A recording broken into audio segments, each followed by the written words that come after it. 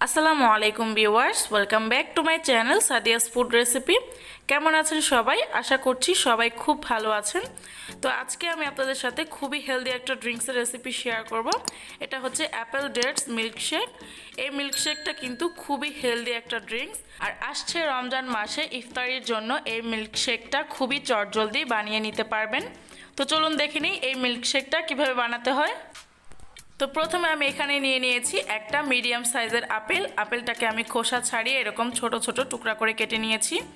আর এখানে আছে 8 থেকে 9টার মতো খেজুর। নিয়ে নিয়েছি মধু, এখান থেকে আমি 1 চা চামচ পরিমাণে ব্যবহার করব। আর এখানে আছে হচ্ছে 2 কাপ পরিমাণে লিকুইড দুধটাকে আমি আগে থেকে জাল করে ফ্রিজে ঠান্ডা করে নিয়েছি। তো এখন আমি এগুলো দিয়ে মিল্কশেক তৈরি করে নিব। তো তার জন্য আমি এখানে একটা ব্লেন্ডারের জগ নিয়ে নিয়েছি।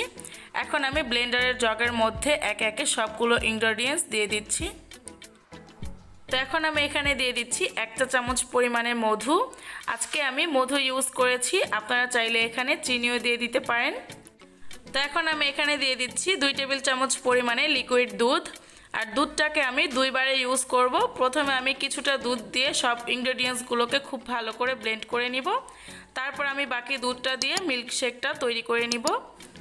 তো এইভাবে আমি 2 থেকে 3 মিনিটের মতো এটাকে ব্লেন্ড করে নিয়েছি। এখন আমি এখানে বাকি দুধটা দিয়ে দিচ্ছি। আর এই মিল্কশেকটা তৈরি করার ক্ষেত্রে অবশ্যই দুধটাকে ফ্রিজে ঠান্ডা করে নিতে হবে, এতে করে মিল্কশেকটা খেতে অসম্ভব মজাদার হয়ে থাকে। আর এখানে কিন্তু কোনো প্রকার বরফ ইউজ করা যাবে না, এতে করে বরফটা যখন গলে যাবে তখন কিন্তু মিল্কশেকটা অনেকটাই পাতলা হয়ে যেতে পারে। তো এখন আমি মিল্কশেকটাকে আরও 2 মিনিটের মতো ব্লেন্ড করে নিব। তো আমাদের মিল্কশেকটা কিন্তু তৈরি হয়ে গেছে। এখন আমি শেকটাকে গ্লাসে পরিবেশন করে নিচ্ছি। আর এই মিল্কশেকটা চেষ্টা করবেন ঠান্ডা ঠান্ডা পরিবেশন করার, এতে করে টেস্টটা খুব ভালো আসে। তো এখন আমি মিল্কশেকটাকে কিছুটা খেজুর স্লাইস দিয়ে ডেকোরেশন করে নিচ্ছি। তো তৈরি হয়ে গেল আমাদের ভীষণ মজাদার অ্যাপেল ডেটস মিল্কশেক। বাসায় অবশ্যই ট্রাই করবেন, ট্রাই করে আমাকে জানাবেন কেমন হয়েছে।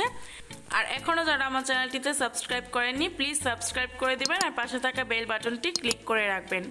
ততক্ষণ আমার সাথে থাকার জন্য আপনাদের সবাইকে অসংখ্য ধন্যবাদ। আপনারা সবাই ভালো থাকবেন, সুস্থ থাকবেন। আল্লাহ হাফেজ।